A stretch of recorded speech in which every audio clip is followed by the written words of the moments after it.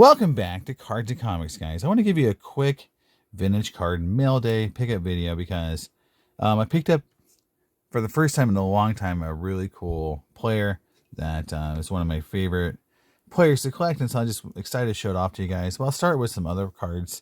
First up, 64 Philadelphia Johnny Unitus.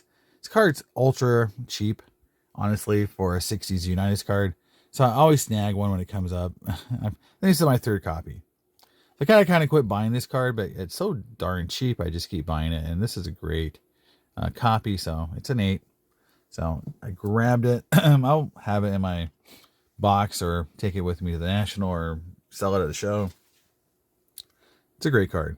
With the Heritage set out this year, I actually don't have this card in my collection. I actually have 3 George Brits. I have the O-Pee-Chee, the Mini, and the regular tops. So I don't have any of the Younts. So I went ahead and grabbed this one Yount. I think it's pretty well centered, and it's not going to break the bank, but I just want to have a Yount in the collection. I'm not a huge Yount fan, so I just never made it a big point. In fact, I like the 76 Yount better than this card. Honestly, I think that 76 Yount is one of my favorite 76 cards. So, it is what it is. I mean, it's a Hall of Fame rookie card. So, and it's in a pretty nice 7. So I'll take it, put it in my collection, and say I now have one. Again, speaking of 76, one of my favorite 76 cards is the 76 Seaver. The Johnny Bench are some of my favorite cards. I used to have the complete set graded at one point in my life. I broke it up, so it's kind of fun to get these cards back. And this is just a beautiful 8. Just a great looking 8. And the center of the back. It's a great looking card. Can't say much about that other than just it's a nice vintage card of a all-time great. It's just fun to pick this up. Next up is another card that I actually own an 8.5 of. But I thought this sold pretty cheap. So I went ahead and grabbed it. And I'm also, because I'm putting this set together, that I will have some cases having 2 cards isn't a bad thing, because then I can keep some of these cards in the set and not have to, break up my PC or whatever to have a card in the set. But it's a 63 Stam Usual 7.5. That's a killer card, man. It is really nice. It's a little off center, but it's got great color. No real chipping here.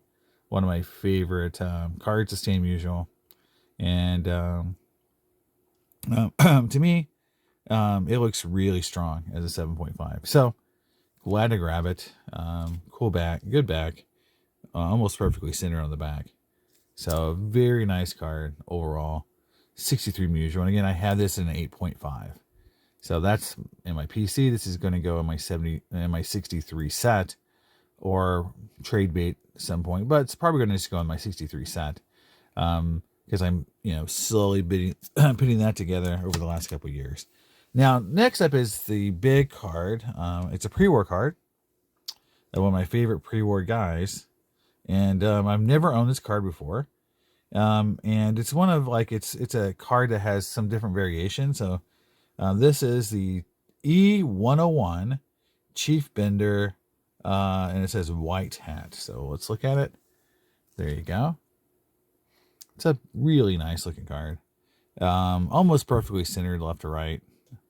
Just it's like, when you look at a 2.5, what you want to see is, if the corners are rounded, then it's even rounding. You don't have one that's bent over. You want to see some centering and some good color, and no creases across the face. And so all that's there. So this is what I consider to be a high-end version of a low-end card. There's the back. 1 of 50 cards from the prominent men, members of National and American League. You can see a little bit of paper loss right there, or printing issue there. So that will definitely ding a card. So, but overall, great eye appeal on the first Chief Bender card I've picked up in probably 2 or 3 years. I did a moratorium on Bender because I'll talk about it in a later video.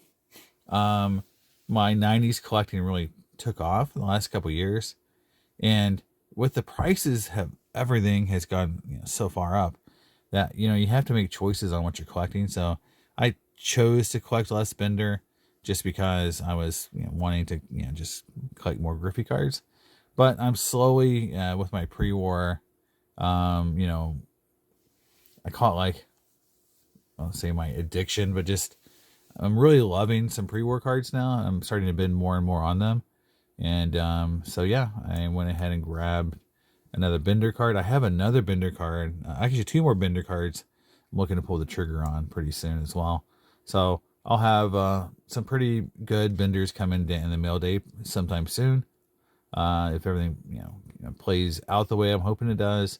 But this is just one of the really cool. Again, the candy cards are so unique and interesting because there's so many different back variations and just regionality of these cards. And it feels like sometimes they find new ones. So it's a really interesting, subset of pre-war cards. So I don't have many of the candy cards. So this is cool to have this in the Bender collection. So there it is, guys. That's the really quick update on my vintage card collection. Hope you guys like it, and I'll see you next time in Cards and Comics. Bye.